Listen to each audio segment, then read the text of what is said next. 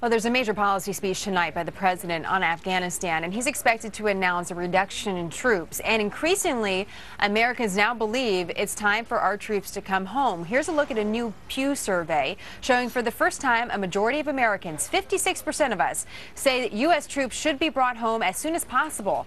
39% say troops should stay until the situation has stabilized. For more on this, we're joined by the Republican of South Carolina, Senator Lindsey Graham. He's on the Armed Services Committee. He's been to Afghanistan more than a dozen times, I'm sure, Senator, and the only active duty serving member of Congress to have been serving in Iraq and Afghanistan.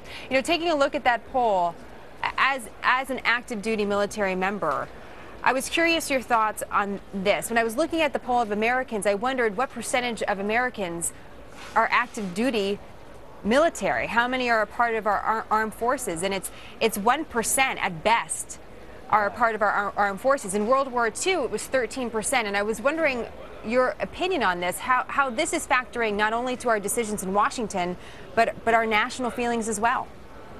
Well, a lot of people are distanced from the consequences of the war, and I can understand being war weary. We're broke as a nation, and you want to make sure that you spend money wisely, and you do have 1% of the people fighting, and you want to take very good care of them.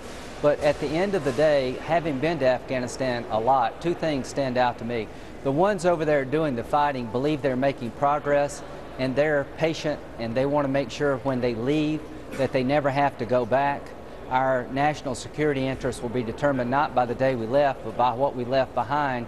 And if we rush to the exits because of polling here, then we're going to undercut the progress. And the ticket home for us with honor and security is to leave behind an Afghan army and police force that can defend the Afghan people against the Taliban. We're well on our way, but we're not there yet. And what the president does tonight, if he takes the political track of trying to basically play to the polls, then I think he will put our nation at risk at a time when we're beginning to show success and can come home in 2014. At the same time, you mentioned that we're broke as a nation. Fellow Republicans are coming out and saying we got to get out of there. How much of a factor is money, you think, at this time? Is it the #1 reason we'd be leaving?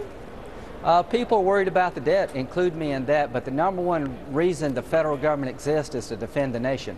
What has it cost us since 9/11? When the Russians left Afghanistan, the Taliban took over. They invited bin Laden in as their guest. The rest is history. How much money have we spent as a nation dealing with the consequences of 20 hijackers who planned the attacks in Afghanistan?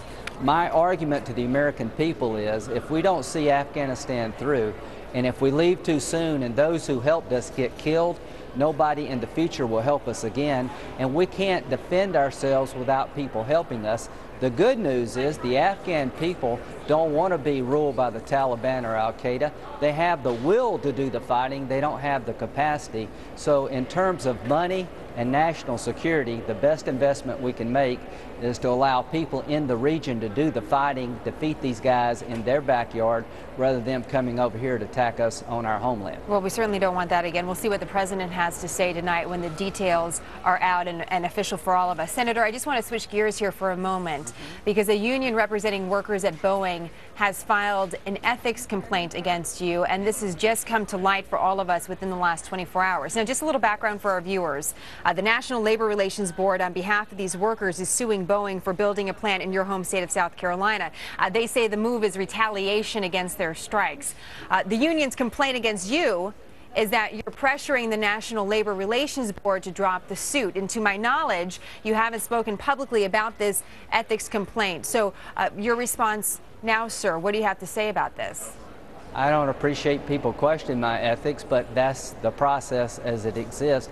This is an effort to intimidate me, to shut me up, and it's not going to work. I'm standing up for the ability of South Carolina to build Boeing airplanes, and the union complaint against Boeing is frivolous. Not one person in Washington lost their job. No benefits have been reduced in the Washington workforce, and the union complaint is trying to shut down the facility in South Carolina through the NLRB and move all the jobs back to Washington. I want us to do well in South Carolina and Washington.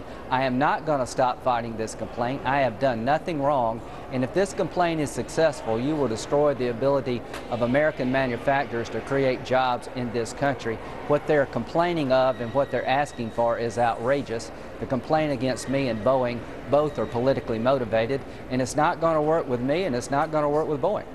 We're looking forward to following that story, also talking to the other side as well. It's a big story, as you mentioned, Senator. I thank you very much for joining us once again. I look forward to having you back. Thank you.